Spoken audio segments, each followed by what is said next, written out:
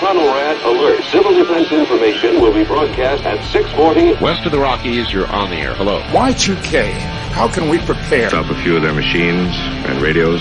Throw them into darkness for a few hours. We are fighting for our lives. My family must survive. Over 5 years, 1,000 gallons of gas, air filtration, water filtration.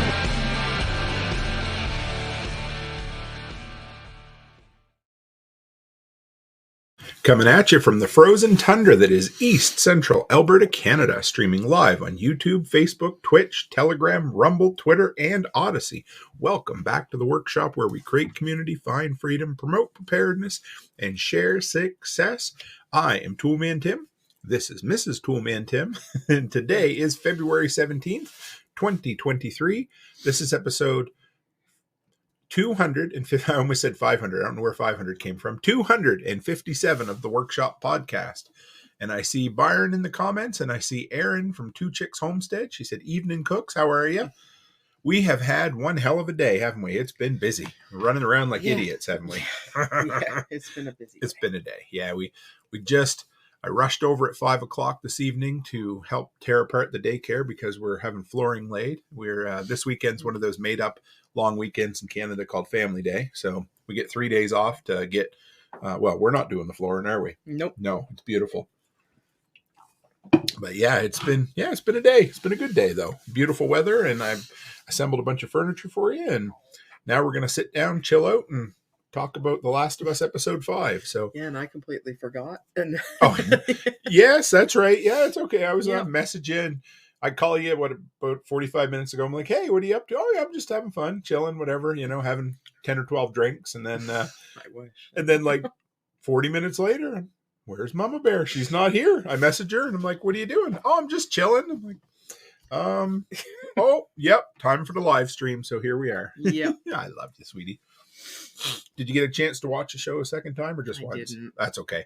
I only got to watch it half of a second time, so we did good. But I got lots of notes, and it's a pretty good episode. So anybody out there, any of your thoughts as we're going along, feel free to share them. We have passed the halfway point of The Last of Us, which is kind of sad. It means we're technically on the downhill slide, doesn't it? Well, there's going to be a season 2. But... Sure. Is it going to be as good? I don't know. We'll talk about that later. Yeah. But we've hit 5 episodes. We got 4 left, which isn't bad. The preview for next week looks like Joel's going to meet back up with Tommy, so that's okay. And this episode was released on Friday, basically due to the Super Bowl. Now we never watched it till Monday, did we? So it never really mattered. So we ended up, because you were away for the weekend, weren't you? Anyway, that was fine. But so the show come out early, and Erin says, "I definitely have some questions in this episode, but we'll wait until we get to that point." Hey, no worries. Throw them out as we go. So this was a 2-part episode, kind of. What I really love about the show so far, and I mean, there's so much I want to talk about, some of the aspects of how they've incorporated the video game. But one of the cool things, of course, is the video game is a road trip. The TV show is a road trip. And what they do is they have these individual missions or stories that they tie together with this road trip. And I love it because they're all these self-contained, highly entertaining stories that are wrapped together with the road trip. Hey, it's been fun. This Kathleen, the psycho bitch that's the local leader of the resistance there that is a sociopath. She's interesting. It's a cool way of doing it. I see my brother-in-law Barrett Bishop said it was good. It was good. I enjoyed it. Yeah. So the show opens up with what they've done so effectively so far is flashbacks. This is what fills in the backstory of the quarantine zone. And it opened up with a ton of just straight violence. Like they were killing people on the streets, eh? Yeah. Remember, and they hung, that was in this episode where they hung some people? Well, it kind of had a Handmaid's Tale. It did, didn't kind it? Of yeah. To it, like where, again, like what little bit of military's left, they think that they're... Keep going.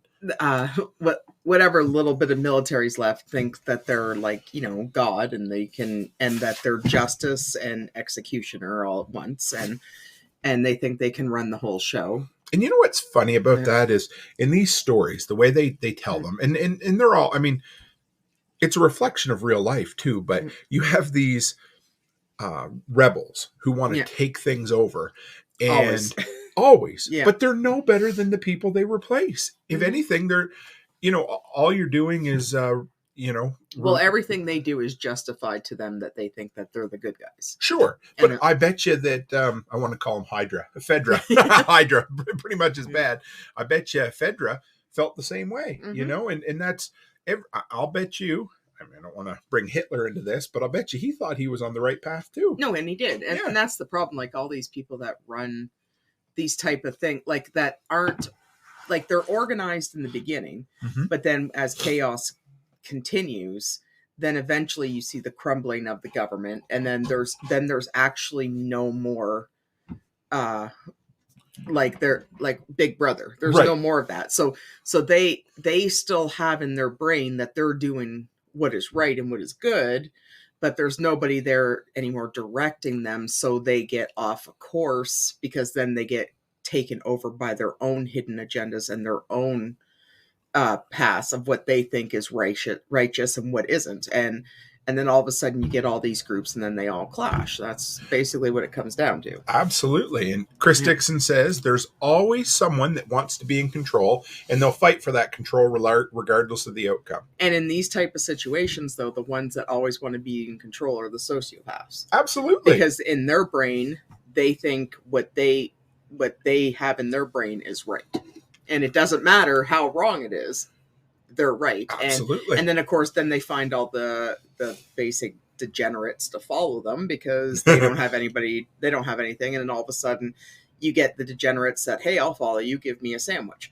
You know what I mean? So, and then all of a sudden you get those people, and those people just don't give a shit about what they do because they're sociopaths. And hey, like this person's giving me sandwiches and they want me to, cut your throat, and they don't care. And that always seems to be the storyline with them, that you get like the sociopath and you get these degenerates, and then all of a sudden they think they're all righteous and high. And it's kind of like, then you get like the Mad Max feel. Absolutely. And it's like, it always seems to follow that path. The people who go toward leadership, the ones in those situations, almost always tend to have evil intentions because they're power hungry. And then Aaron says, and then you add personal battles on top of that, and it makes it even worse. Because that was, the whole idea behind Kathleen was she was mad with power, but she really didn't want to do anything that was for the good of the community. It was her personal revenge, right? Yeah, like a personal agenda. And the problem is that they use that power to get their personal agenda. Absolutely. And I don't. That's why communism never worked, right? Exactly. And you just need somebody that is crazy enough that has resources. And then you'll collect all the degenerates that you want. And Absolutely. They will just flock to you. Because most of them don't even have they don't even have their own path, and you can basically tell them anything and they'll just do whatever we want them to, right? Like Dixon says, he says a sandwich has lots of power. And you're not wrong. If one of my favorite sayings is 9 meals to anarchy, or 3 days. And if you give people who are used to living and eating and being happy 3 days without food, you could talk them into doing just about anything. And some people even we use it as a lot of reference, but even with The Walking Dead, like when Rick met, I can't remember his name. Which one? The black guy in his... Oh, Morgan. Oh, Morgan was awesome. Yeah, I love it. So they saved Rick, but then all of a sudden, Rick took him to the police station, gave him a hot shower, gave him some weapons, and all of a sudden, boom. Yeah. They were at Rick's beck and call. That's a good point. Right? That's a really good illustration, or a good story. Barrett says sheep. And that's what they are. Yeah, if you're hungry, you'd eat a sheep. But no, I'm just kidding. They're blind sheep. That's what they are. And and you lead them to the pasture, and you lead them with sandwiches, and that's what happens, right? Hot showers. Yeah, and that you give them, that's really what it comes down to, And then they cut from there. You see this scene in the street where they're hanging people, beating people's heads in with bottles. It's legitimately, I wrote down in my notes, medieval. Like it was nasty. And then you cut to a scene in the prison, or in the local jail, whatever, where Kathleen is threatening her prisoners who were her own people, her own community members who apparently were conspiring with the Fedra people. And if you've seen the people that were killing them in the streets, and then you look at this Kathleen, and you could tell that in a situation that wasn't like end of the world, she would have nothing to do with any of these type of people. No, she's using them. Exactly. Like you I could thought tell, that too, through and through. You're right. And you could tell that they all have nothing in common, and she would have been hoity-toity, and the rest of them would have been blue-collar grunts. Yep. Well, no, I don't even think they would have been blue-collar. They probably have been ones sleeping in ditches and on park benches, right? That's true. Because those always seems to be the ones that survive for some reason. Well, right? they've lived through it, right? Exactly. But like you could tell that they would never be associates in another situation. So. That's true. So Kathleen threatens to kill there's a whole group of, like a family, a whole bunch of people in this prison, threatens to kill them, interrogates them, finally gets the story that Henry and Sam have been helped out by the doctor. So that fills in the backstory of the gentleman that said, I'm your doctor, in the first episode.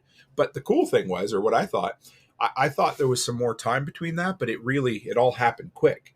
And, she literally killed the only doctor they had, but I think it's because she was surprised. We find out she didn't know that he was working with Fedra. She said he hid it really, really well. So the guy says, well, I'll tell you everything I know. And he said they're hiding in a hideout, but I don't know where it is. And, of course, as soon as she leaves, she just said, shoot them. Mm-hmm. Shoot them all. And this is one of the things that I remember telling Becky about it when we watched it. Nobody cares about their damn hearing in the apocalypse, ever. They just walk into a prison, walk into an enclosed jail cell, and start firing off guns. And none of them have any concern for hearing protection.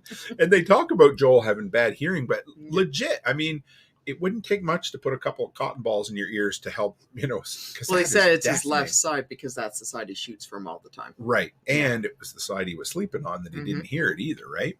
Yeah. But so they find, and if you haven't played the game, it is this entire the whole thing is similar, but this 2-episode arc here with Kathleen it was Pittsburgh in the video game, and it's Kansas City in this. Mm-hmm. But the entire thing's lifted right from the game.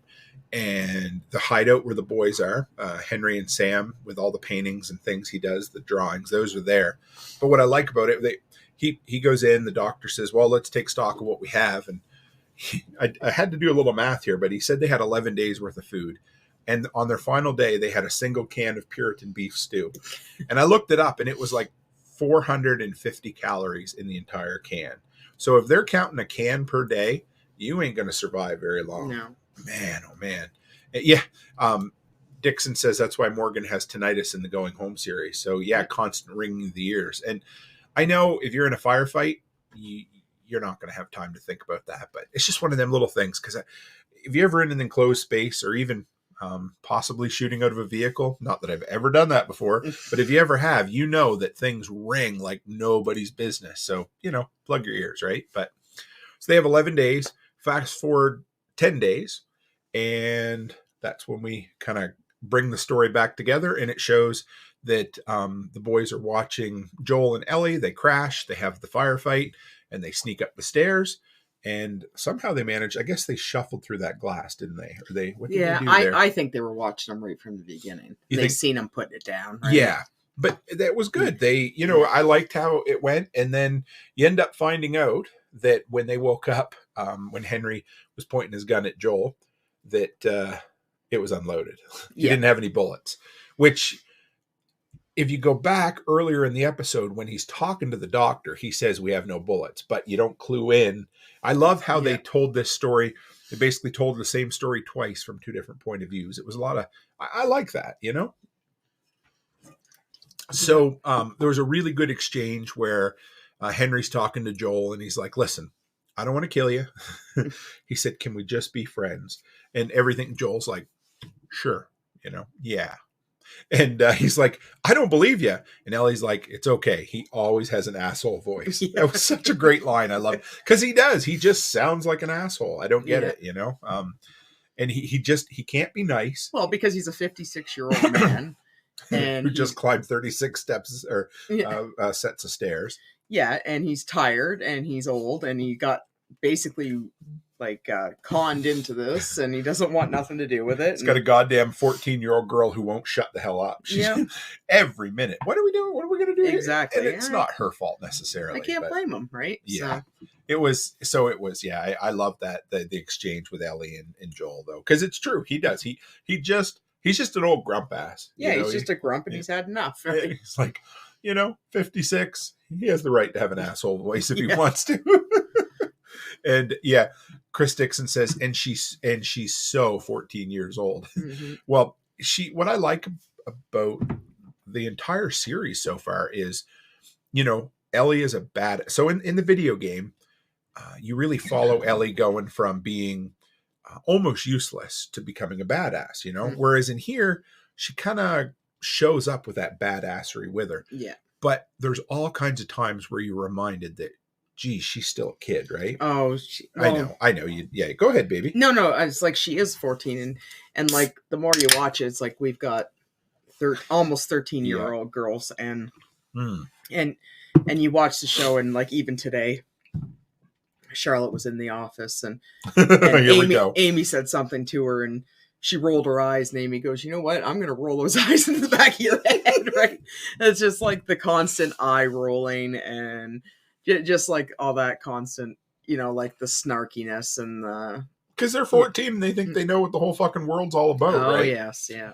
And, I mean, Ellie, but then there's other times when she is interacting with Sam where she just is 100% a little girl again, know? And then I remember back to when she was in the... when they go through the sunken hotel where the lobby is, flooded, and she gets spooked a couple times, and then she doesn't know how to swim. And I love how, even though she can be tough, and there's a scene later on in here where she kind of mimics Joel, and I really like it. But even though she can be tough, she's just a little girl sometimes. And it's kind of sad, right? So Chris Dixon says exactly that. The world's worst invention is the teenage girl. And we have two of them. So. We've had this. This will be 3 and 4. Well, I know, but it's been a while, and now we're getting into that. Aaron says, "Oh my God, that happens here at 9 and 6." Yeah, it gets worse. Yeah, it gets worse. Yeah, I said all along that if you could just skip around 14. I'd say 13 to 17, 13 to 17, 13 to 18, depending on, we'd be all set, because that's a miserable cussed age, isn't it? It's not so bad with boys. No, it wasn't horrible. Girls, it is what it is. Yeah.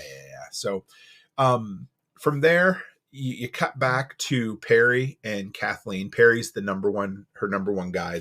So I was reading about it, and Perry played the character like he had a thing for Kathleen. Yeah. So it's a little obvious, but not completely.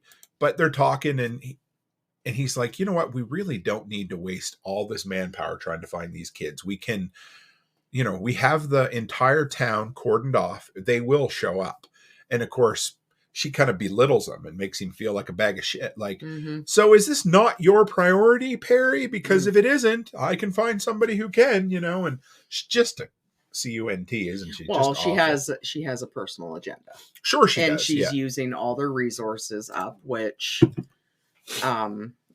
wasn't necessary, because like when you actually find out why, it's like, oh, really? I know. And her entire motivation falls apart, and that is probably my biggest problem with this episode. We'll talk about it a little more. Chris Dixon says, "Is Perry the gray-haired dude?" Yeah, he kind of looks like a sexy Santa Claus. You remember that meme from a few years ago? Yeah, he looks like he kind of looks like a younger version of James. Is it James Elliott or no? The cowboy guy. Sam Elliott. Sam Elliott. Yes. Yeah, he kind of looks he like does. Yeah, a I younger can see version that of for him, sure. Yeah. So from there we end up. So Joel, it kind of cuts back. Aaron says tactical Santa. Yeah, he does look like a tactical Santa. So it makes some jumps back and forth. You have Perry and Kathleen, and they're trying to figure it out. And then they go back to Henry and Joel. And Henry's like, "Hey, I have a plan. We can get out of here. The tunnels." And there's one scene that kind of, I'm like, all right, this is kind of stupid, because it's something only somebody in TV would do. But Henry's like, "Hey, we can go through." And instead of saying the one word tunnels out loud, he points at the little kid who's deaf and he's like, hey, write it out. So for dramatic effect, he writes the word tunnels on the board, you know, and I get it. You're trying to keep the kid involved, but it's one of those things like when you see a character in a show say, follow me. I don't have time to explain. Well, you literally do because or I'm like following every you. 15-year-old kid. Yes. 15-year-old millennial. I don't have time to explain it, but you need to come see right now. Yes, it's a bit of a cliche. So anyway, whatever. This was a great episode, but I have to find something to pick at a little bit, right? So they're talking, and he says, hey, you know what we can do? We can sneak out, make sure we're careful. We'll go down in the tunnels, which isn't a subway. It's like service tunnels and stuff. We'll go under the highway, and then we just got to go out through a cul-de-sac, across a hill, and they're safe. Well, that sounds easy, doesn't it? So in there, when you get down underneath the, down in the tunnels, you see a room. Do you remember that room from the video game? I don't know if you do or not. Vaguely, but yeah. I don't know why I could. Well, I guess because it's the only one that I played in years. But see, they go in and it looks like a bit of an underground schoolhouse. And there's a whole backstory behind the character and the family that lives there that they don't share in the show. But it's cool. They have some time to chill and talk. And this is where we finally find out the rest of Sam and Henry's story. But I didn't. Chris Dixon says Kathleen doesn't stray far from her character in 2.5 Men. Girl is batshit crazy. She's crazy in Yellow Jackets. Yellow Jackets too. Like not batshit, but a little bit. A little bit. Yeah. She has that voice and that face that's like, man, I wouldn't want to cross you because I think you'd slash my tires and smash out all my windows. Like she's So they sit down. He finally fills in Joel. He's like, I was a collaborator, but I need to tell you what happened. And of course, you find out that little Sam had leukemia and he was going to die if Henry couldn't get him the medicine he needed. Apparently, they still had some leukemia medicine 20 years later. I don't know. Chemotherapy or I don't know what it was, but whatever. So he's like, you need to give us something in order to get the pills. So what did he do? It was implied that he gave up Kathleen's brother, who was the leader of the resistance, in order to get the pills, which ended up getting killed, which meant Kathleen was on a bitchy rampage to kill them. I don't really know what she planned on doing with them. I assume just shoot them. But well, and the thing is, so like, okay, I totally get he gave them up and everything like that, but honestly, if you are becoming a leader of a resistance, you're automatically signing a death warrant. Right. Absolutely. Because, you are. I mean, like, whether it was because of him whether it was because of him or whether you get caught or whether you're in a battle or whether they find out who you are without him. Like when you sign up for a resistance against military who think they're running the show, you are signing a death warrant. Yes. Like, it's just it's going to happen now. And like if you go after everybody who ratted him out or was going to come after him and possibly kill him, you can't like you did that on your own. Yeah. Like, I mean, you already put yourself, you're exactly right. That's like somebody who, it was, Chris Dixon says they went from Kansas City to Nanton, Alberta underground. That's pretty neat. Yes. We'll talk about Nanton in a minute. I had to look it up because I couldn't remember which town it was in, but you do get to see Alberta. Well, you get to see it everywhere, but the, let's see so the cul-de-sac that's in here was filmed in an empty lot next to Alberta Film in Calgary. And this, the underground tunnel area was filmed in an underground warehouse or something they had, which was kind of neat. I really thought that was cool. But a couple of things about the actors. Little Sam, is the guy who played him, is actually deaf. So they put out a calling, to a casting call for an African-American kid who's deaf. And they were hoping to get 80 people so they'd have 80 to pick from. They got 5. Okay. Well. So, but he was good. The little boy was good, but I really liked Henry. I thought he was an excellent actor. I should have looked him up some more to see what he did, but I loved his voice. I loved his line delivery. He was just very earnest. Even the ending, of course, which we'll talk about. He just, everything was good about him, Yeah. And who did I say he reminded me of? The young guy from The Walking Dead who ended up getting his face torn apart. Noah. Noah, yes. He reminded me a lot of Noah. And just a you know, you could tell he was looking out for.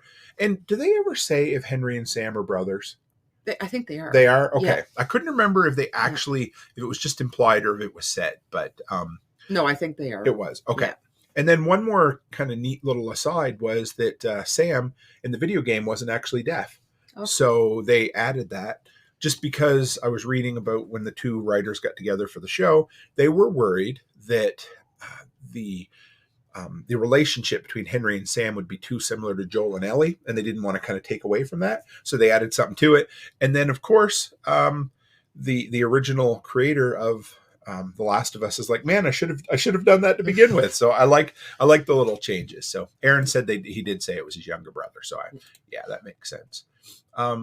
So yeah, the four of them come out the other side into the cul-de-sac. Probably the most frustrating and the most entertaining section of the video game. I don't know if you remember, but yes. I died so many times in there. That sniper. Oh my God. So it's very similar, but it's a little different. And I love the changes. It's fun, you know, the changes between the story of the video game and the show. Now in this one, they hop up, and another cliche that I hate, friggin' loudmouth kids. You know, you're walking down a friggin' dark alley in a cul-de-sac where you know there's going to be clickers around, and these kids are shouting to the top of their lungs like, "See, I told you." I'm like, what are you stupid? Like, come on. It's because they weren't raised. That's true. To be careful, right? They just, because if they were raised in Fedra, they wouldn't have to be quiet. That's true. That's a good point. I just read a post-apocalyptic novel by Jack London, the one who wrote Call of the Wild. It was only 2 hours long. I listened to it today. And the boy's in there. So it takes place 60 years after the Scarlet Death. It goes through and kills everybody. Okay. And this is the last guy alive that remembered times before.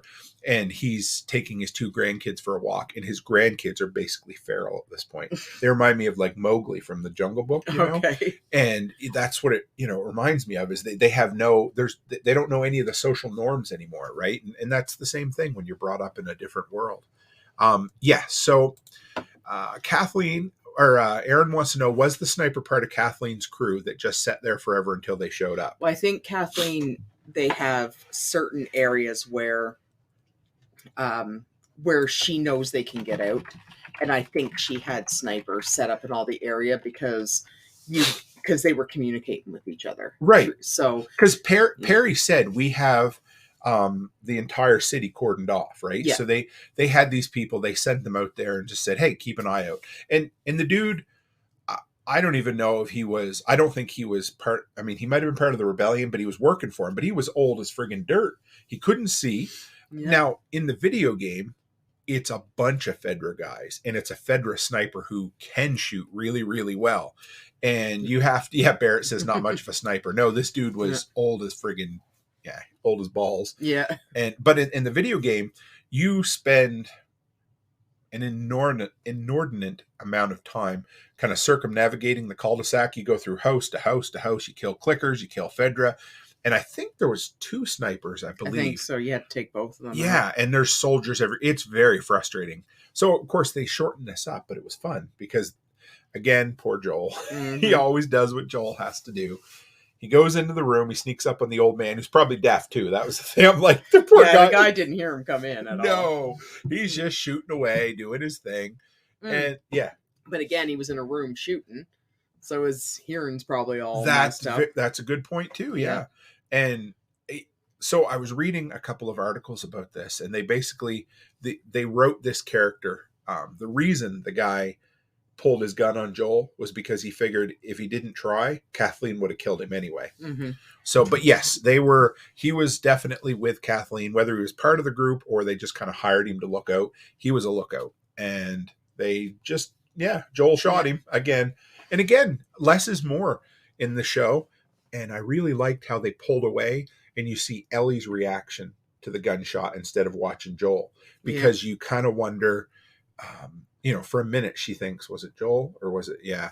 But it's cool. I love that a lot, and, Aaron's reading a book called The Preppers by Dave Larson. It's a Gmail friend. I'm not sure what that means. A family friend for some reason, Google. A family friend who wrote it. Cool. And Barrett says, well, unless he was trying to hold them up till they got there, which yeah, no, he was, because Yeah. she said we're on our way. it's just suppressive fire. Yeah. I mean, the dude, I don't think he could even see. Well, like I don't think it would have mattered if he hit Joel or Ellie, but, Right. But you could hear Kathleen over the walkie-talkie say, "Hold them off until we get there," Right. because she wanted to have the glory of killing 2 kids for some reason. Yeah, because she's how a she sociopath. rolls. Yeah. But Yeah. in the video game, it happens during the day, but they decided to do it at night because I thought it was pretty effective. Yeah. It was an intense, fun scene. Apparently, I missed this. Now, did you see the little girl zombie or the little girl clicker? I need to go back and watch The it. one that was like ripping people apart. Yeah. Yeah. Okay, she had a Blue's Clues shirt on.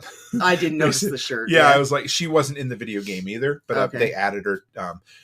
And I wish I'd have noticed it because it kind of reminded me of Carol's daughter from The Walking Dead. Sophia. Yeah, so they do that a lot, right? But I missed it. We got to go back and try to find that. But there was that's the different type of clicker that they were talking about. The one like she rips people. They rip people apart. Oh yeah, and then See, how did I miss I must have looked down to write a note or something. But yeah, the little girl's so freaky. So they were very pleased with her. Or was she the one that? She wasn't the one that went into the car, was she? I don't think so. But it I can't matter. remember. But I know she was ripping somebody apart. Yeah, it was neat. I liked it. And then we got the I can't remember what the dude's name is. He was a bloater. That's the big guy. Yeah. Yeah. It's in the Jeep that Ellie climbed. Okay. Yeah. I missed the Blues Clues thing though. So okay. He said that's the one that climbed in the SUV after Ellie. That was pretty intense too in the vehicle. So from there, we got Joel sneaks up in the old dude. He killed them. You pan away and hear the shot, which I loved. I thought that was really cool. And then, of course, who all shows up but Kathleen and all her henchmen. And again, it's the hand of God thing, I say, because they're there. They figure we're stuck. There's nothing they can do. So Henry says, I'll go out and take one for the team and you run. He basically told her to run, right? Or her and Sam to run. And right then I thought it was a really good bookmark or bookend. So if you remember back to when Joel and Ellie were in I think it was the museum, and Tess says, take her and go. Yeah. Joel doesn't even say goodbye. He just grabs her and runs, remember? Because he had to do it. Now, in this one, Ellie's laying there. Henry says, take him and go. Ellie says nothing. She just grabs him and runs. And that's the moment I'm like, that little girl's got her balls. She's she's just like Joel now. And I really like that because she that's got to be tough. Yeah. Because to survive, you just got to keep going and just do anything and everything that has to happen, right? So it was intense. I enjoyed it. So a little bit about Kathleen's standing there, she's pointing the gun at Henry, and then the hand of God, of course. I always say, because when a writer or the plot wraps itself into a corner, I had a meme the other day where the guy painted himself into a corner, literally. But if they do, you have to bring something in that's not necessarily in the plot. Now, it did pay off because they talked about that. Remember the swelling thing in the ground? So how many clickers came out of the ground? Oh, I'd say at least 100. I think so. Yeah, it was insane. And then the big ass dude comes up. I love the bloater. So here's the deal, guys. That's a real dude. He was in real practical makeup. He wore a 100-pound silicone suit. Now they did enhance it with some CGI, but it was a real dude running around on set. It took them, I think they said it was 14 or 15 days to film this entire outfit. And this cul-de-sac scene was the final scene that they filmed at the end of the season. So they saved this for the end. It was all night shoots. So everybody was up they'd start shooting at 9:00 at night and film right through the night. And they had to get permission to turn off street lights for 2 blocks in the area where they were filming. Oh, man. So I thought that was kind of cool. But throughout this season, I was also reading about this. There's on average about 150 visual effects per episode. This one had 400. 16 teams of visual effects people working on it. So it was cool. And the guy looked good, didn't he? Oh, yeah. Yeah, I loved it. And in the video game, I mean, you see it there. Is it Perry that's shooting him? And the guy, shakes it. Yeah, the bloater shakes it off. He kind of reminds me of the, do you remember that movie Starship Troopers? Oh, yes. And then they I love they have all Troopers. those, and then they have the brain. the big guy comes out. Right. You know who the bloater reminds me of a little bit? Do you remember Mortal Kombat? Do you ever play Mortal Kombat? Goro, the guy with the 4 arms, great big fat, like muscular dude. He reminds me of him for some reason. I don't know why, but so Joel's it, and then this is where the cinematography, the camera work, and the directing was just spot on, because you've got Joel way up there who can't really do much up in a sniper's hole, and then you got Ellie and Sam running around by the cars. And it was really cool because they bring in these tight shots of both actors. You know, Joel will shoot and then Ellie will look at him, and they don't have to say anything, but they're communicating, you know, and you can tell that they've come a long way from that first conversation they had outside the elevator in the hotel, where he's like, yeah, we're not gonna, you know, we're not talking about this. And then even the previous episode where he calls her cargo, it's like, you love her, you know, he loves her, or at least he, you know, because Henry mentions as well that he could tell that Joel was a dad at one time, remember? Because he has, I mean, even though he has an asshole voice, he's got dad eyes, right? Yeah. So they escape, and back up a little bit, because Kathleen got her just dessert, or got what she deserved. And another cliche, typical fiction thing, as the kids are running away, she holds a gun to them and then hesitates, and then she gets killed. Yes. She steps out. She's like, wait a minute, kids. And she so she stands there and tells them why she hates them so much, as the bloater comes up and tears her apart. It was fucking awesome. I loved it. You're like, you wanted them dead so bad, it's not something you hesitate on, right? Don't talk, just shoot. And I know it's a bit cliche to have an actor or a character in a story that is so obsessed, you know, like the whale with Ahab and you know, the big whale story. What is it? Moby Dick. That's it. Yeah, man, I don't know where I am tonight. Yeah. So, you know, he basically kills himself to find the whale, and it's the same with this. Is you have a character who is so obsessed with something. I don't know. Maybe I'm wrong.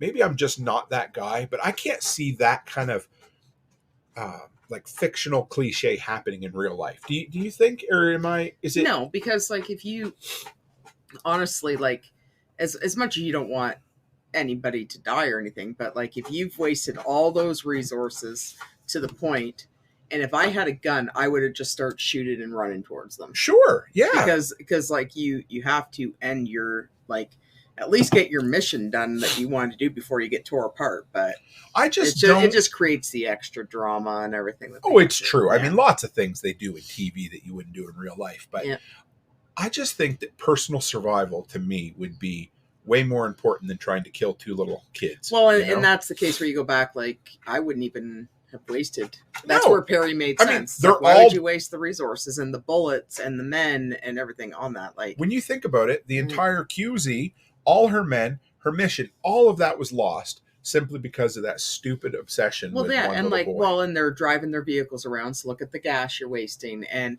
the manpower and the bullets and of course then you're weakening your resources where they should be stronger to keep the other. Like, it just didn't make any sense. I mean, in the words of Clark W. Griswold's mother-in-law, I hope you see what a silly waste of resources this has been.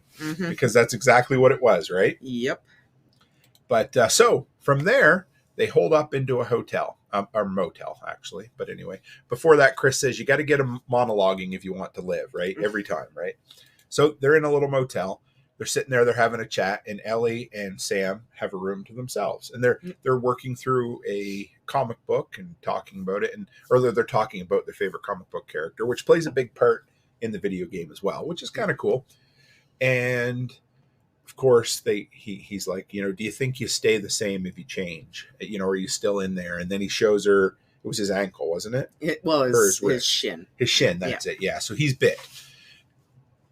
And then Ellie doesn't do what Ellie should have done. You know, Ellie should have went out and said, Joel, you know, like, I got to go to the bathroom. I'll be right back. And because anyway, so.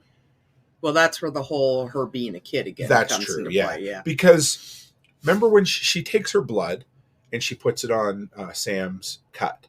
Do you think she really thought that it might help him? I think she did. Yeah. I don't know. I think a lot of it was like she's been told her entire life that her blood is what they need, right? That's a good point. So yeah. I'm thinking maybe it was like she did it to make him feel better / I think she actually kind of believed it. Well, I was wondering that. I wasn't, I wasn't 100% sure, but she does doze off, doesn't she? A little and bit? That's why I think she thought she believed it, right? Oh, that's a good point, baby. She believed it enough that she was able to calm down and fall asleep, right?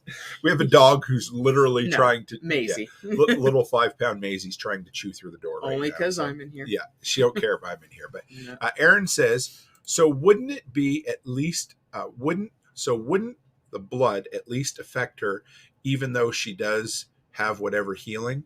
Like maybe give her an infection or something? Do you think that's what she means? Or I think even if it did infect her, her body would fight it off anyway. Yeah, I think so. Now, Barrett says this, and you are right on this. I never thought about this, but he said, as a parent, one would think you would check each other for bites after a battle like that. I mean, if nothing else, when Dad and I used to go fishing, we'd check each other for ticks afterwards. You know that? Yeah, and that's a good point, Barrett. Look at him being friggin' practical.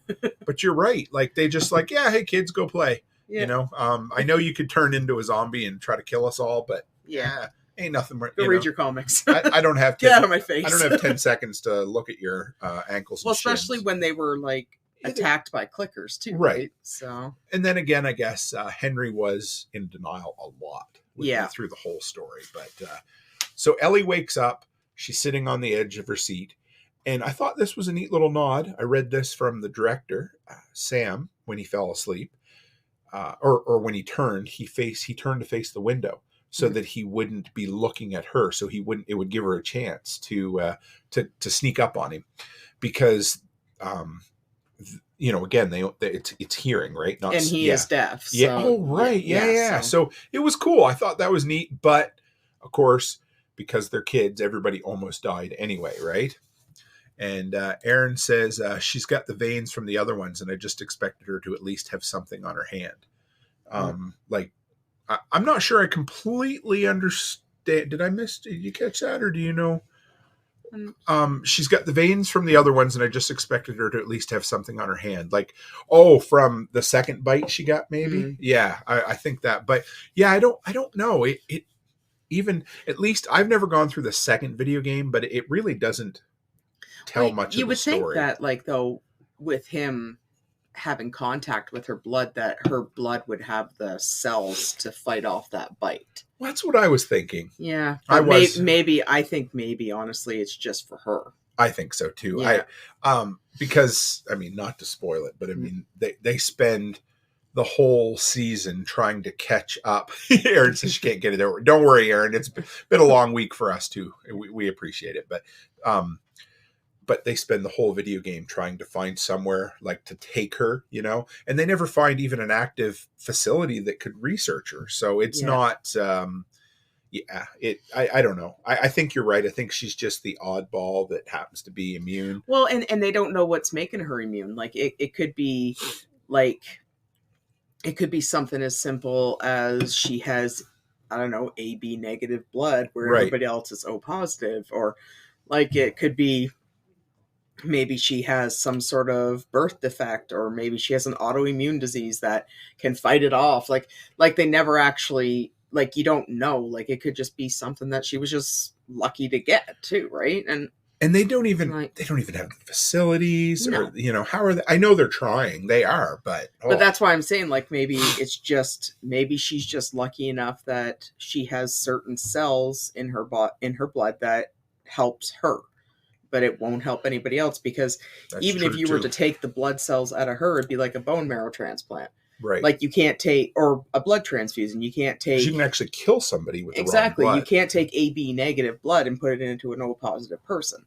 So, like, you know what I mean? So, like, I don't know. I think it's just something that she just got lucky with. Yeah. And it probably is. And it's probably where it's going to stay. Now, if somebody out there has played the second game, if they elaborate more on that, I'd love to know. But in the first game, there really wasn't anyone. So, yeah, like 28 weeks later, it's just a thing, right? Mm-hmm. So, yeah, people are just lucky. Again, the book I read earlier from Jack London, it was the same thing. They're just just random. They had a group of 400 people. Everybody died but one guy. And it was just random. They, Well, and it's no different. Well, it's even like no different like how like at our daycare, for example. Sure. How everyone gets strep throat except for 2 people. Right. And there were people who probably still haven't got COVID naturally either, right? Exactly. It just happens. Yeah, like it's just one of those, you're just lucky. So little Sam bursts through the door. Ellie screams. Joel tries to grab his gun. Henry wrestles it away from him. And then he stands there. Which was really dumb. It was dumb. Yeah. I was just like, oh my God. But I know that the guy, again, here's the thing. When your entire identity is tied into one little mission, Kathleen was evil, but Henry's entire reason for being, again, was to look after Sam. And that's what, that's the theme of the entire show as you go along. Remember when Joel says, the only reason to keep going is to look after family? And I think that's how Henry seen it. And he didn't, even though Sam had turned, he didn't want Joel to shoot him, right? Yeah, he wanted to do it. And he did. Yeah. And he shot him without remorse as quick as he could. But as soon as he did it, and that's where, so if you haven't seen it, well, we've spoiled the whole episode. Spoiler anyway. alert. Yeah. But Henry then turns the gun and shoots himself in the head. And it's sad and it's coming. But yeah. I mean, again, so let me put on my my realist or my pessimist glasses here. But when you introduce 2 characters to a side plot of a story, you need to come up with a way to get rid of them before the main characters move on. Yeah, exactly. And that's just life within television, right? Yeah. So you knew it was going to happen. We've played the video game before. It's sad. So they take them outside, they bury them, and in the background you can see what's the remnants of a U.S.A. sign. Now, Chris Dixon's the one who pointed it out in the Telegram group earlier this week. I thought it was pretty cool. Now, for those of you who don't know, which will be pretty much everybody other than us and Chris Dixon and Barrett, the U.S.A. is United Farmers of Alberta, and that's where I used to work at the farm store, and they're all over Alberta, but they're basically just Alberta, and I think maybe just a couple over the border into Saskatchewan. So, of course, there's not going to be any in Kansas, but they basically cut out most of the sign, and all you can see was a U. But it was really cool to see a United Farmers of Alberta sign and building right there. Yeah, and just it was a neat little kind of I love seeing the little Alberta things. So then they bury him, and just as they're leaving, Ellie writes in that little scratch pad. What'd you put? I'm sorry. Yeah, and then Joel started walking off with her, right? Yeah, or walking off without her, she started walking first. Yeah. She asked what direction east or west? West. Yeah. But it was neat, so I enjoyed that. So one of the things that I want, like I talked about before, when you had those, what do they call them? NPCs, the non-playable characters. And when Joel's in the firefight, after he flips over the truck, you hear these guys off in the distance, and it's, from what I understand, they took some of that dialogue directly from the video game, but it works in this, right? It works. Now in this part, what I love, and I mentioned earlier, is the mission feel of these stories, right? Your first 2 were getting Ellie out of the compound, right? And then number 3 was the 2 guys in the bunker. That one, I can't remember their name. Bill? Was it Bill? I don't know. Anyway, yeah. Ron Swanson in the bunker. Bill. Yeah. So, and that was its own standalone mission story. And now this one was a 2-parter. And I love how they're individual missions that have stakes, and they're entertaining and emotional, but at the same time, they help push them along, and the road trip connects all these stories as they go. So it's neat. I've enjoyed that. Barrett says he hasn't made it that far in the game yet. Dixon says, I wonder how Big D feels about all those bodies being buried beside his burger shack. So yeah, that's right. It was Big D's Burger Shack. They showed videos of it. So I would, if I were him, I'd lean into that hard. I'd put little gravestones, or, I think there's going to be, at least for the next couple of years, I think there's going to be a little boon of tourism for. Well, I think he should put like fake graves out there. Yeah, just like for a tourist attraction. Right? And Chris is like, yeah. So Chris is going to be that guy. He's like, so Joel actually points north, not west. But yeah, you're right. That's funny. I enjoyed that. So no, I'd take advantage of it. I would friggin' Yeah. right. Well, we're going to try this summer to do a little trip and go around and see some of the places. But no, like if I owned the place, I would take advantage of it. Yes. Get one of those little scratch pads and put The on little something. diner Yeah. from the first episode where he's trying to save his daughter and they run through there. Yeah. All of that. Like, yeah, I would. Yeah. Yeah, just put a sign up, or like you said, little gravestones, and hang the little scratch pad on it. Oh yeah, I would lean into that.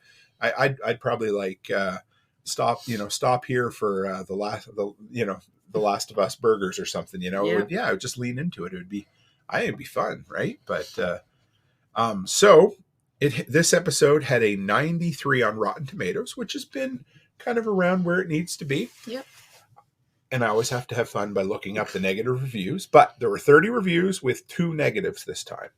One new guy, our buddy Randy Dekanovich from Tilt Magazine. We're going to talk about him again because this is his second appearance on the Last of Us Workshop Wasteland podcast. And he's a bit of a pain in my ass. But Eric Kane from Forbes, we're going to read a little bit about his thoughts on the episode. And the stuff these guys have to say isn't completely wrong. Yeah. Because it was a great episode, but it wasn't a perfect episode, right? Yeah. So let's see what anybody come up with. The zombie burger or fungus, the clicker burger. I'd say the clicker burger with extra fungus would be really good. I like that name.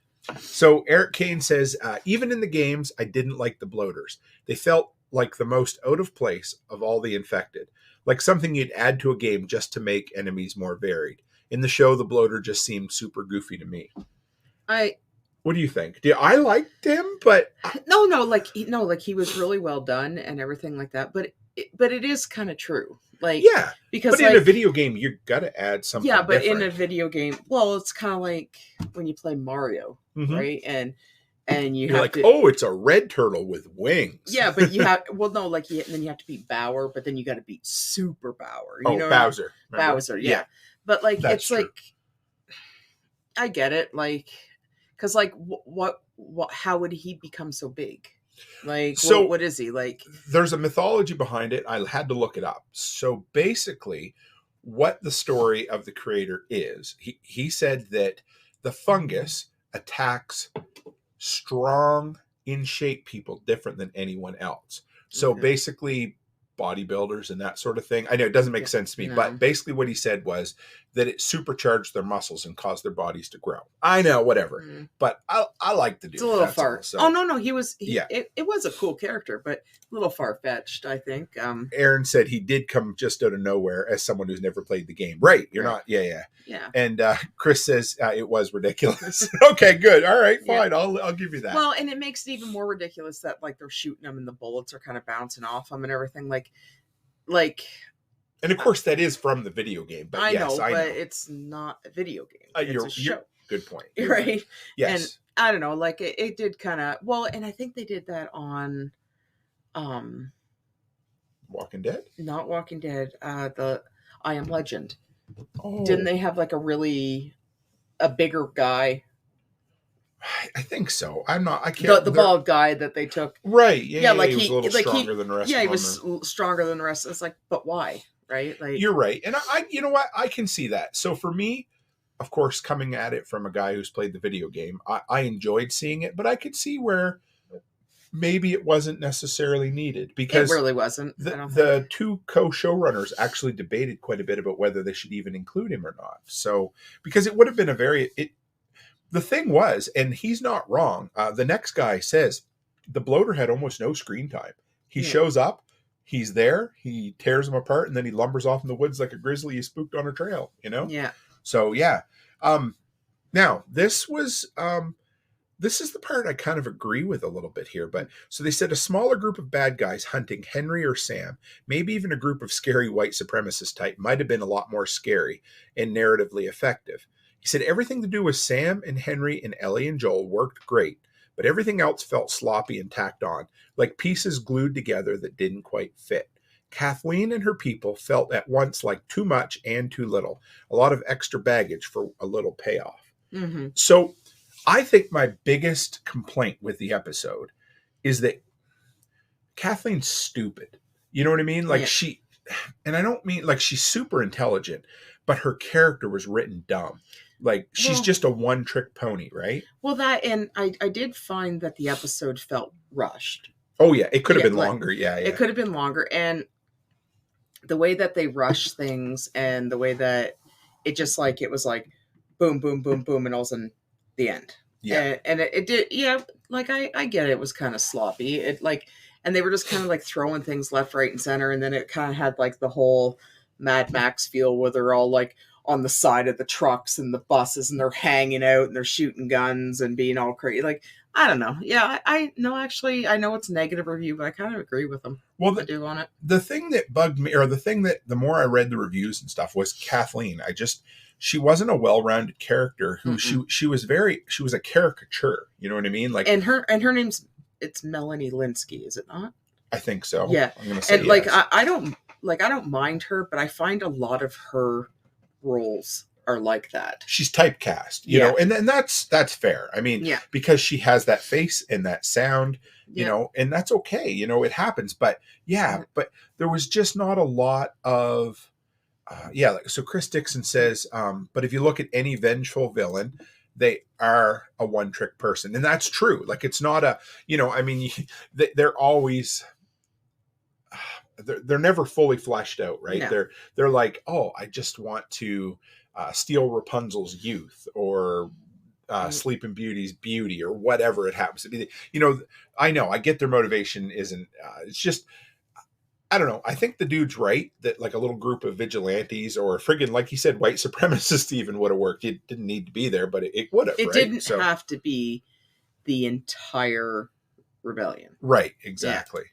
And then, and then Aaron says, and how did guys not just go around the car that was 2 feet away when Henry called out? I know. And of course, it's done for effect, but you've got her standing here, and you got a car at 45 degrees, and Henry's right by the front tire. I mean, it's not like you can't tell where they are, right? Okay. So just walk around and shoot them. You've got 80 men there that could have surrounded the car, or just opened fire on all of them. But I know. So, yeah. Now, Randy Dinkovich or Dankovich. We had him on before here. Dankovich, yeah. Tilt Magazine. Now he just seems to like to piss on The Last of Us. I don't know. He's got like somebody pissed in his cornflakes, I think. Yeah. But well, he said, so as a morality play, The Last of Us story really only has 3 rules. The first one is do bad things and bad shit will happen to you. Rule number 2, do good things and bad shit will also happen to you. Mm-hmm. Rule number 3, repeat 1 and 2 until everyone is miserable.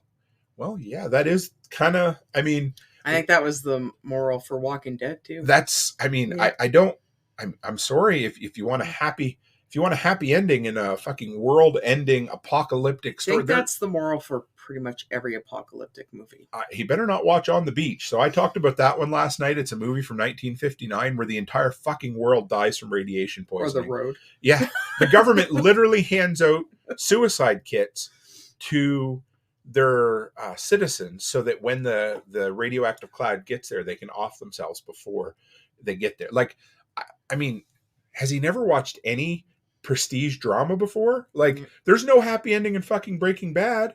You know, that's the moral of the story in Breaking Bad too. You do bad things happen. You do good things. Oh, guess what? You get cancer, or, you know, your husband gets shot or whatever. Right. Yeah. So here we go. This guy gets better as we go along too. This guy has an agenda. I can't help it. It must be absolutely tiresome to have to watch. I'm just going to say it. It must be tiresome to have to watch content through a diversity lens all the time. It's got to drive a person crazy. So he says, in case you were confused by the opening scene of last week's episode, Endure and Survive confirms that, yes, the only Black and Jewish characters, I didn't know they were Jewish. How do you know they're Jewish? I think the doctor. Oh, maybe the doctor. Okay. He's like, the only Black and Jewish characters in Kansas City are conspirators with the fascist Fedra. Okay. I don't think them being conspirators had anything to do with their religion or skin color. No. But anyway, not at all. And then this guy always has to turn it around to sex too. He's the same guy that had some kind of weird thing. He said, however, what Endure and Survive, that's the name of this episode, in its horniness to get to the fucking depressing part, doesn't want to color in areas around those choices it doesn't want or have time to really engage with. Why Kathleen and Henry made their respective decisions. I don't. And that's what I meant. Like, I kind of agree a little bit with that because, like, this could have went over like maybe 2 or 3 episodes and went into more depth of it. But like I said, it was like really rushed. Yes. Like, now, I feel like the entire season has been a bit rushed, to be honest. Yeah, I wish they would kind of slow it down. I think the game could have been turned into 2 seasons, I think. Because when they said 9 episodes, I was like, shit, that's not very long. And I mean, fuck, we're in the snow with Tommy now, right? Well, next episode. And that's the thing, like if they want to do episodes with these characters, like with Kathleen and Henry and Sam and stuff, they have to take the time to explain, like, because if they're going to the extent to Kathleen hunting them and then Henry killing Sam and everything like that, like you need to have a little bit more of a backstory. No, I agree. Need to know, like, instead of Henry just going, oh, by the way, blah, blah, blah, this is what we did. But either they said with Kathleen, either you build her character more, or you just turn her into a boogeyman, right? Yeah. Somebody hunting Henry and Sam that maybe you don't see, and that's I get it for sure. Yeah, because like they focus so much on her, and you could tell this woman had so much hate. Oh yeah, and everything, but I'm sure there was way more to it. Like, why was her brother part of the rebellion? Like, what started it? How did he start it? Why did he start it? Like, you know what I mean? Like, but it sounds like the brother was a good dude because he did tell her, he's like, hey, I know I got killed for this.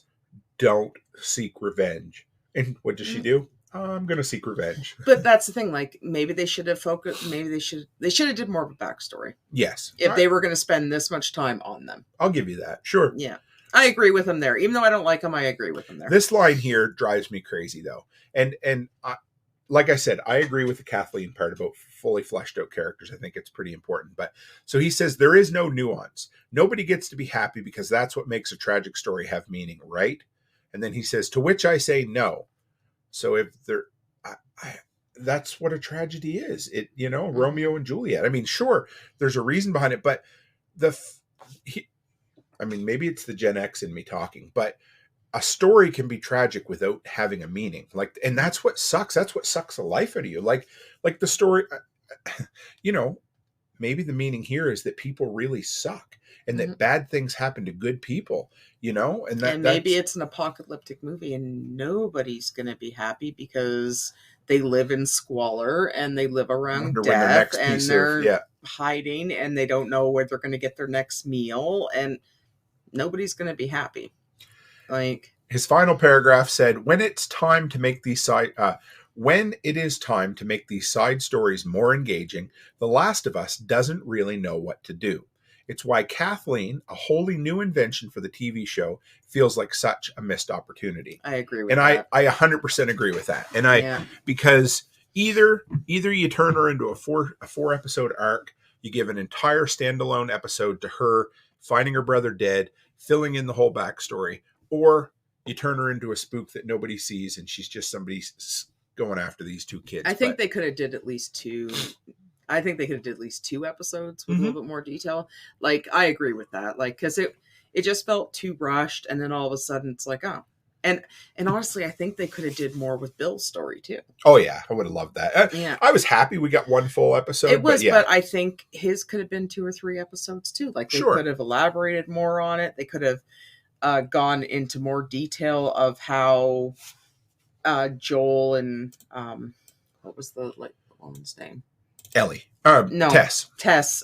Like their relationship and how it was built up, and like they could have did so much more with that with him as well. And like his episode was incredible, but I still think they could have did more with it as well. Oh, absolutely. And same with Kathleen. Like, they could have did a lot more with her. So, okay. What do we got here? So Chris says, I think they're, and he's not wrong about this. Yeah. I agree 100% with you here, Dixon, for sure. He says, I think they're doing good to get this one over with. Walking Dead lasted, and then he stretches out forever with about 17 vowels there. So yes, you're right. Walking Dead long overstayed its welcome. He said it could have been a 3-season show. Yes, I think 5, like a 5 season, because once the 5th season came, it was absolutely. But I also think that this season could have excelled, okay, I don't want to say this until we get to the end of it, but I really think it could have been more fleshed out with maybe a 12 to 15 episode. I think it could have been 2 seasons, right? Yeah, Bill and Frank, Aaron. Okay. Yeah, they were in the game. It's a little bit different. Frank actually gets... They don't have a happy ending. No, Frank actually gets bit and then he hangs himself, but they were separated. And then Bill comes back and finds him hanging. Bill is an absolute asshole in the video game that he is. Nobody likes. They don't come right out and say that they're a gay couple in the video game. Not they in the talk game, about, they say, I forget. I mean, they allude to it. It's pretty obvious what it is. It's cool. But what happens is Bill's a dick who basically is just focused on survival. Frank wants to live his life, and the two of them just fight all the time. And Frank ends up taking off, and eventually they find him. I think it's in a building. He hung himself because he was bit. Because he got bit. Yeah. So they are there. So Aaron says, I think we need a live stream of you playing the game. I would love. I got to figure out how to find more time in a week, but I'd love to live stream on Twitch. I've been playing this game, Mr. Prepper, a little bit, and I'd love to figure out how to live stream it. It'd be fun. It'd be fun to play the game and do some commentary. Cameras on your head and sit close to the TV. Yeah, we'll figure it out. We're going to start doing that with movies before long, aren't we? We're going to do one a month or something. But so Bill and Frank were in the game, and they were, whatever. But I like the changes. But Bill's also in the game a lot longer than what he is in the episode, too. Yeah, he actually, if I remember correctly, and I don't know. I don't think he dies in the game right away, does he? Or does it kind of just go off?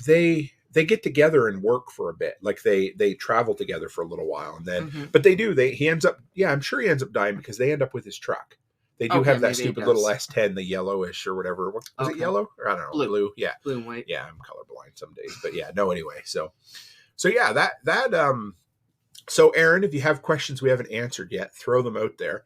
So on a slightly related note, I wanted to share this news story that I don't know if I've told you this yet, but you'll be excited. I read it when you sent it. Okay. Yeah. So here we go, guys, from CNN Entertainment. Now, it could be good or bad. Who knows? Hey, Hunter said, I'm just going back to work, so wanted to say hi. Good to have you over on Twitch holding the fort down for us.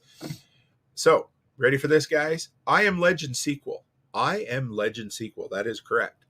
Is going to rely on the alternate ending of the original, which is a good move because in the non-alternative ending, Will Smith dies. Yeah, so, which it's based on a book, right? Yeah. Yes. Because in the book, I don't think he dies. I don't think so either. No. There's been 3 or 4 movies made on this. I can't remember. I want to say the book is called I Am Legend as well, but I might be wrong about that. Let's see here. I Am Legend book. So yeah, it is going to. Yeah, it's I Am Legend by Richard Matheson. Yeah, because I'm pretty sure he doesn't die in the book. I'm not. I can't remember. Yeah. But it's more vampires than zombies in the book. It's it's only 160 pages from 1954. And then it was adapted on multiple occasions. There was a comic book. Now the film, Last Man on Earth, starring Vincent Price, that got, which would have been good. And then the one I was thinking of was the Omega Man, and that starred Charlton Heston, old Moses himself. Isn't he the one that said you'd have to take my gun from my cold dead hands? That was the dude, right? In regards to the Combine shootings. Yeah. He was. So there was lots. Anyway, so there's a sequel coming up. I'm excited. I Am Legend's one of my favorite movies. So let's see what we can find here. Let's see if we can share this. So I was so disappointed when they killed him at the end, though, and then you had the alternate ending, and you're like, yeah, that's awesome. You probably won't be able to see this much, but I grabbed the wrong. Well, you know what? Forget it. Let's just kick that one out of here. So we're going to go back in like that. A planned sequel from Will Smith's 2007 film I Am Legend will flip the script on what happened to his character. The new movie is set to star Will Smith and Michael B. Jordan, who is in literally every film lately. I'm not a huge fan of his, unfortunately. I'm not either, but explaining that the sequel will be set a few decades later than the first. The guy who's making the film says he's obsessed with the HBO series The Last of Us, where we see the world just post-apocalypse, but also after a 20 to 30 year time lapse, he said. You see how the earth reclaims the world, and there's something beautiful in the question of, as man steps away from being the primary tenant of Earth, what happens? That will be especially visual in New York. yeah, I'm looking forward to it. So, I love I Am Legend, and so it says here that it's a sequel that Warner Brothers is working on, and they are I read in another article, they're very interested in making it happen. So it is going to happen at this point. Yes. Hey, RZ, good to have you. Charlton Heston was in Soylent Green as well. The scoops are coming. It's people, Yeah. So I'm excited.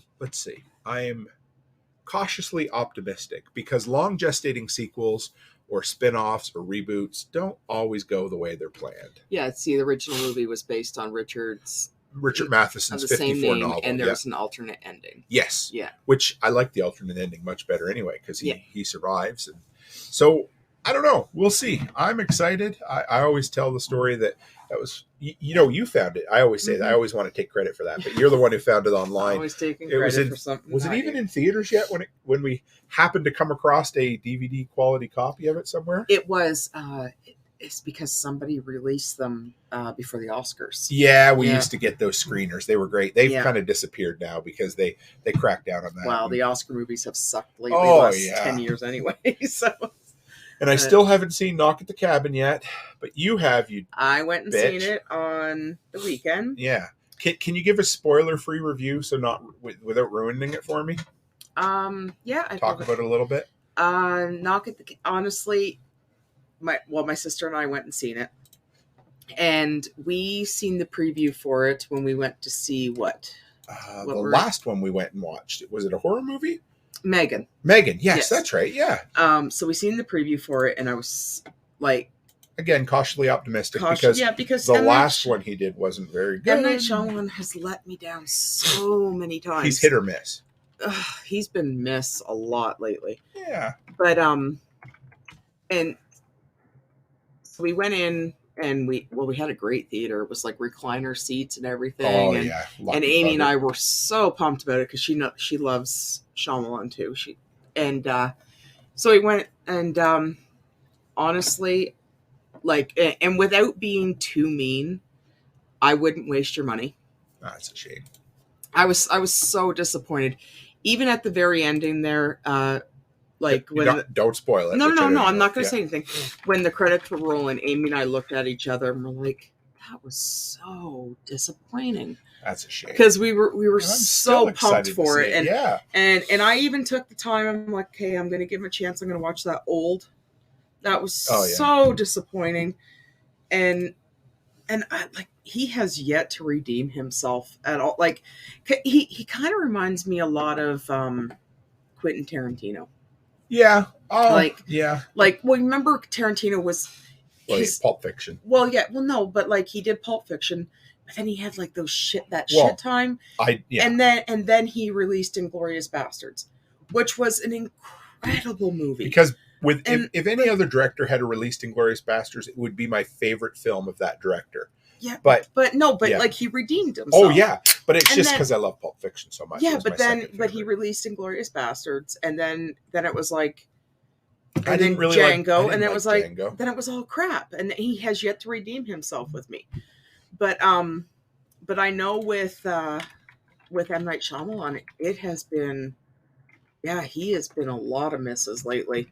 Like I didn't mind the one where Split. I didn't mind Split, but what was the one that he did with the one after that? So there was Split, and then there was the one where the kids go there for the weekend. That actually came out before Split, I think. Did it? I think it was called The Visit. The Visit, yes. Yeah. The Visit. Let me bring it up here. The Visit was okay. Yeah. Split was really, really good. But then Glass was not. Glass was horrible. So bad. And I think that was because they were trying to make something that wasn't there. They were, yes. And they're trying to create this shared universe that just didn't exist. But then the Knock at the Cabin, with no spoilers, Batista was incredible. He's going to be the best. Yeah. He's actually redeemed himself pretty good. He's hard to take as a serious actor, and it's probably because he's gigantic, and Amy and I were trying to gather because his head was it bald? It wasn't is his head tattooed, or is that just his hairline? I don't think his head. Because I don't know. we were trying to figure it out because like his head was like you could see where his hair was and it was really dark. But we were trying to figure out if his head was actually tattooed. No, I don't know. No, so it just looked dark in the movie. Kind of looks like a giant like penis. yeah, look at this one here. Yeah, like with the black. Oh yeah. Yes, I think it's the way he shaves his head. Okay, I don't know so what he does. So we were trying to figure out if his head was tattooed or not. But and what is he, like 6 foot something? He's a big dude. Like he's enormous. But like when he talks, he has like this really soft voice. And in this one or in general? In this movie, he has like this really soft voice, and you're just kind of like, that doesn't even match him, right? And of course, well, you can look this part up on times, but then you're watching it, and then he explains that he's an elementary school teacher. Oh, right. Okay. And you're just like, and he's got like, he's all tatted up and is like, and his head did look tatted. We weren't sure, but, and he wears like the button down shirt and the khakis, and he's talking like this. And you're just like, okay. Doesn't he play, isn't he like a fundamentalist Christian kind of? Or is he not? No. Okay. No. If I say any word, I don't. It's okay. Don't tell me. Yeah. All right. But so let's move on. No. But so he is very good in it. He is like I don't think he's going to be able to do a lot of serious roles because he's going to be. I think what's going to happen with Batista, which I hope really doesn't. I think he's probably going to go like a John Cena route. Want to do more comedy? Yeah, because like you can't really take him serious enough. Because they're both better actors. Hey, Chuck Peoples, good to have you. But they're both really good actors, but there's only so much serious acting that someone that looks like him can do. Yeah, you know what I mean. Like, it's not like you're gonna cast him in some sort of love story or anything. You know what I mean? Like, maybe they will. I don't know. I don't know. I think it'd be hard to believe. And then, and then of course it has Rupert. Is it Rupert Grint? Oh yeah, from the redheaded kid from Harry Potter. Harry Potter, yeah. And he's not much of an actor. He's not. He wasn't in it for very long, but okay. But he is. But he wasn't bad. And then it had like the two women, and I didn't recognize them from anything. And then the gay couple, I didn't recognize either. A lot of unknown, but it was all well acted. Okay, I will give it that. But just the whole premise and the story, like I think it could have done a lot better. Okay, but and of course, and then M. Night Shyamalan always has to pull like a Stephen King, where he's always got to be in the, and I don't know, Amy could correct me, but when we seen him in the cameo, I swear he looked like a younger version of Michael Jackson. That's funny. It was actually kind of creepy, like Bad or no, like the Red Jacket Michael Jackson. Yeah, like late 80s Michael Jackson's before his skin started getting lighter. Oh, sure, before like he looked like him, and he had like the wild hair, and it's like, man, because I had to double take. It's like, he looks like Michael Jackson. That's really weird. But but I don't know. It kind of had like a Hitchcock feel to it, the way it was filmed and that's stuff. That's what I liked about it, because when me and Cam and Colby there, the Casual Preppers, did the Signs episode the other day, I mean, we talked about that a lot, is Shyamalan's influence from Hitchcock. I mean, from his score, from his credits. But, Servant is ridiculous. Yeah, we didn't, but I, like, honestly, it wouldn't compare with Signs. No. Not even the same category. No. So, or The Village. It wouldn't compare. Yeah, we did this when I was talking to the guys. We picked out our favorites. And of course, like for me, it's Signs, then Unbreakable. And then, I mean, from there, probably Split would be my next favorite. But the ones I don't, and I actually like The Happening. I think it's hilarious on purpose. But no, see, I didn't like Unbreakable. Oh, I know. Unbreakable is, I just watched it at a certain time in my life. Like, I was like, and I love Bruce Willis. And did you see the new? I was going to say, so if you guys haven't heard today, they announced that Bruce Willis doesn't just have aphasia, but he has dementia. So, and I love Bruce Willis. I do. But I didn't like Unbreakable, but The Happening, The Village, and Signs are probably my favorite. Aaron said Signs wasn't as good as she remembered it. That's sad. I enjoy it every time I watch it. It didn't. the effects didn't date very well. No, they were bad. No. They were bad from the day they were released, though, Yeah, on purpose. But they didn't date very well. Like, because we watched it the other day too, and then the more you watch, you're like, oh yeah, these effects didn't. See, the problem is I hyped I talked about it for 6 weeks straight, and poor Erin, she probably had to listen to me talk about it in every live stream. So it's like, oh yeah, it must be good. And never mind, Tim's an idiot. So yeah. Barrett says it's sad. Yes, for a guy that said yippee-ki-yay, motherfucker, and walked through broken glass to save his missus. Yeah. It was. It is sad because, I mean, whether you liked him or didn't like him, he doesn't deserve what he's going through. Well, plus he's got a new wife, and I think they have a couple littles. Yeah. I don't think the little ones are very old, but I think they're probably like 3 and 6 or something. Yeah, can you imagine? They're not. He's in his 60s, right? He's not very old. No, I thought. No. What did they say he was? I thought they 63, said maybe 64. Or wouldn't be 67, would it? I think it was 67. I think he is. I am. I'm going to find it here. I think that's what they. I thought. I thought I read even that. 67's not old. No. Because I think I did the math. Because they give them. Unfortunately, they said between 7 and 14 years is the expectancy when you have dementia like that. So which is actually that's not. It's bad. better than it's way better than expected. You know? Like RZ says go back and watch Hudson Hawk. I've never watched Hudson Hawk. Have you seen it? It was a hyped up film that he did. It was one of the first ones that he got a great big payday for, and it was a box office flop. Bruce Willis from the late 80s. It was just, I think he made it just after his what was the TV show he was famous for? Moonlighting. That's it. So 55. So yeah, he's 67. Yeah, 67. Yeah. So yeah, he's not young, but he'll. But it's not old either, right? No, no, geez, no. But then I did read an article today about a 19-year-old Chinese kid who had Alzheimer's. So, Jesus. Anyway, that's another story. Yeah. But so Aaron mentioned about M. Night Shyamalan, and this is up here. It said he just signed a multi-year first look deal at Warner Brothers. Let's see what it says. Career span. Yeah. Well, okay. So here's the deal. Here's the deal about Shyamalan. His movies make money. I know. Because this one actually had a big budget. If I looked it up, it's about $20 million.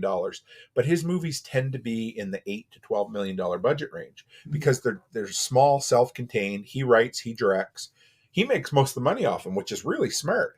But here's the thing. When you have a movie with an $8 million budget, it's only got to make $16 million to make money at the box office. But it's kind of like, but why would you sell yourself short and just make shit movies, right? Well, I don't necessarily think... I don't think he considers them shit. That's just his style. You know what I mean? Like no, but it wasn't good. Well, here's the thing. If you guys don't know about this, but Psycho, the movie we all think of as like his big break, so it was an adaptation from a book that people didn't like, and Hitchcock had actually come off of what they considered a couple of failures in his career. He had to self-fund Psycho because nobody would give him money. He wanted to make this movie. He had to promote it himself, all of that. And so he believed in himself. I think that's what Shyamalan is too, but I think Shyamalan's starting to believe his own hype. Maybe. I also think that he puts out too many films. Well, that's what I mean. He's believing his own hype, and he kind of like, his head's too big for the door frame, and he reminds me a lot of Tarantino. Mm-hmm. Like they just think their shit don't stink, and that everything they do is gold, and it's not. Like, speaking of Bruce Willis, I forgot for a minute he was in Pulp Fiction as well. Great character in Pulp Fiction, and he's oversaturated. I think like Shyamalan. Mm-hmm. Well, see, he got that kind of resurgence with Split, right? It was a huge hit, and they're like, "Hey, here you go," but they're not going to stop throwing money at him because he makes films you can bank on because again they're cheap. And that's what companies are looking for. They don't like to make middle of the road films anymore. They like to make the, $5 to $10 million or the $8 billion Disney films. Yeah. Which, if anybody's heard, there's rumors that Disney is trying to sell Star Wars.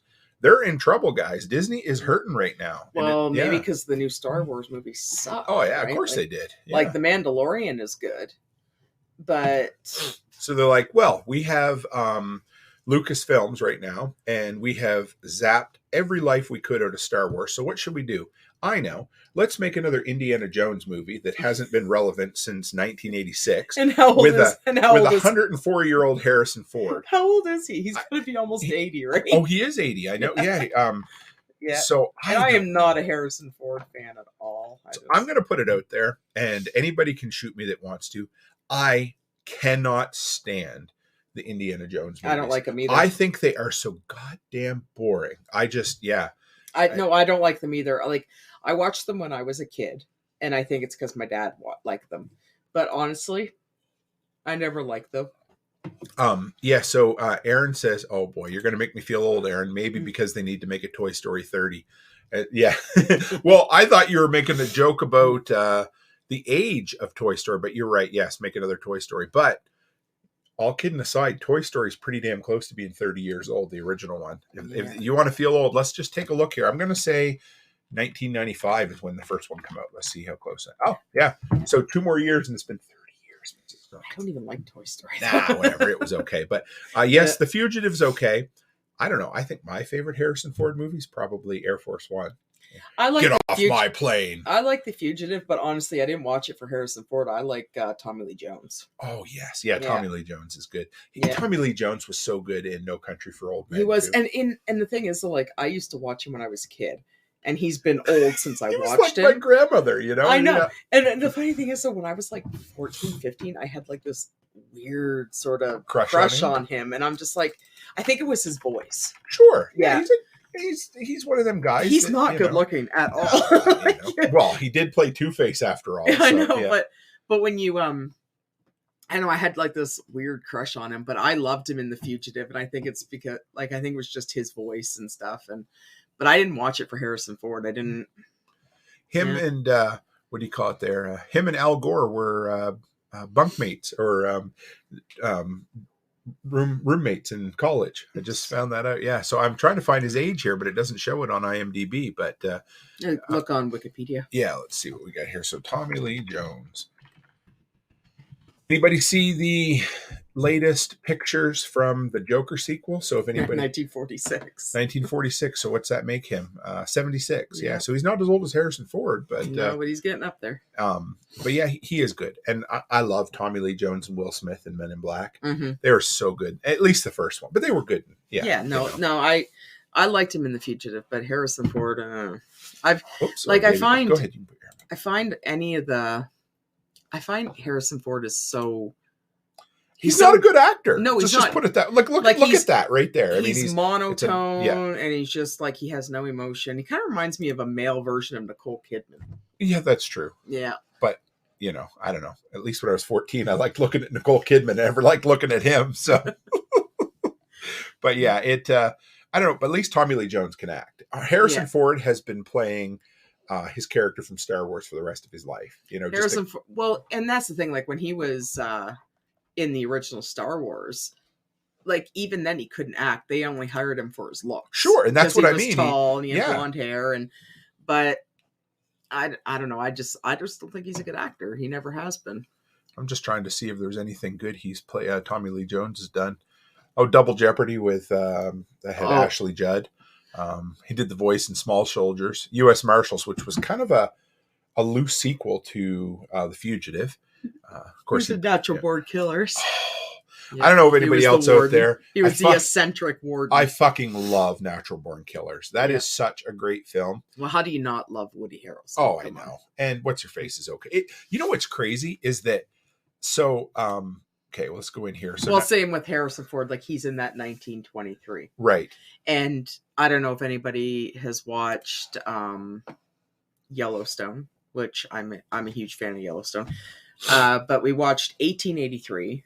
I watched it, which had Blake Shelton. No, Tim McGraw. Tim McGraw and his wife there. I can't remember her name. And but then they released this 1923, and if you look on Rotten Tomatoes, I think it's pretty shit. 1923. And I think it's been.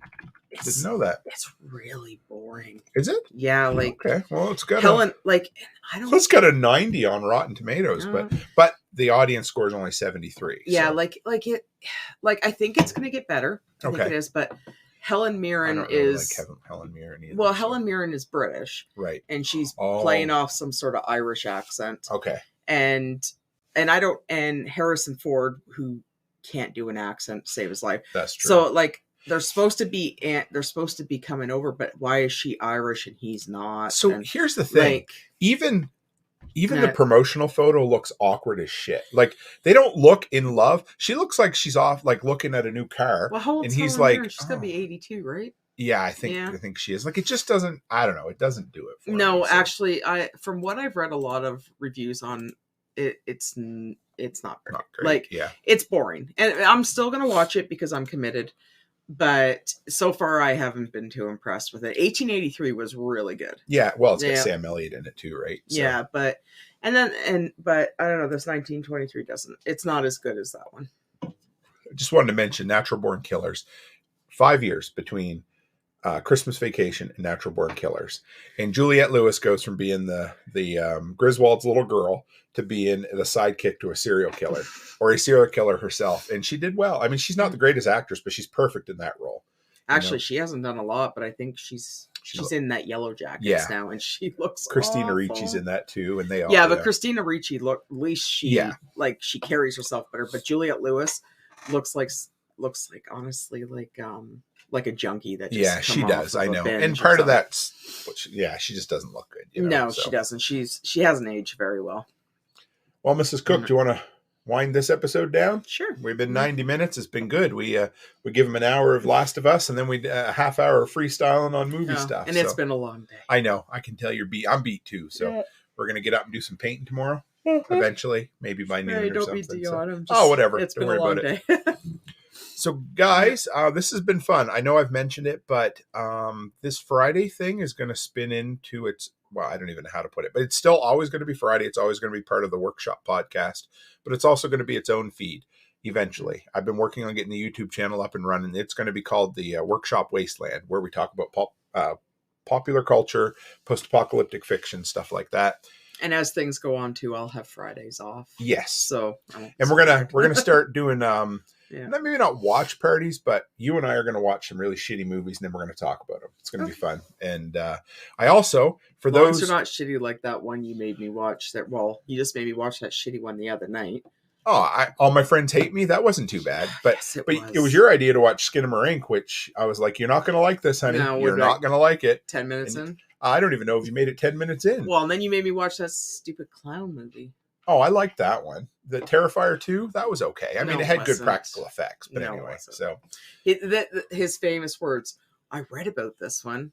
Everyone says this one's good, and then he turns it on, and they are like the worst movies you'll ever watch. I can't help that you don't have good taste. No, whatever. There's no taste there. They are shit movies. And I don't know who you say writes this stuff, but I think you make it up. I told you wouldn't like Skinamarink. I knew you wouldn't, and I don't think I would have liked it. I don't think I could have sat down for an hour. I was just curious about it because I've seen it in my Facebook feed, so I thought maybe, maybe it's a new horror movie.